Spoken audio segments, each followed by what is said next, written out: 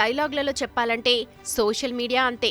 Time రావాలే కానీ ఒక్కొక్కరి దూల తీరుస్తుందంతే. పాపులారిటీ ఇచ్చేది అదే, పరువు తీసేది కూడా అదే. ఇక ఇప్పుడు బర్రెలక్క విషయంలో జరిగింది ఇదే. బర్రెలక్క అంటూ పాపులర్ చేసిన నెటిజన్స్ ఇప్పుడు ఆమెకు బిగ్ బాస్ విన్నర్ పల్లవి ప్రశాంత్తో పెళ్లని కోడై కూస్తున్నారు. కాదు మొర్రో అని ఆమె మొత్తుకుంటున్నా అదే పనిగా అదే న్యూస్ను ప్రచారం చేస్తున్నారు. చివరికి ఆమె మరోసారి నోరు విప్పి ఫైర్ అయ్యే వరకు తెచ్చుకున్నారు.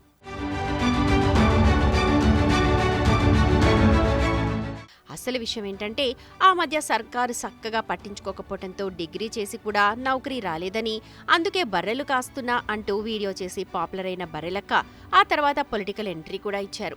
తెలుగు 2 స్టేట్స్లో సంచలనంగా మారిపోయారు. క్రేజ్ సంపాదించుకున్నారు. అయితే ఎలక్షన్స్లో ఓడిపోవడంతో కాస్త సైలెంట్గా ఉన్న ఆమెకు బిగ్ బాస్ విన్నర్ పల్లవి ప్రశాంత్తో పెళ్లి అంటూ ఎవరో నెట్టింట వదంతులు పుట్టించారు. అవి కాస్త సోషల్ మీడియాలో ట్రెండ్ అవుతుండడంతో తాజాగా ఈ రూమర్స్ పై బర్రెలక్క రియాక్ట్ అయ్యారు.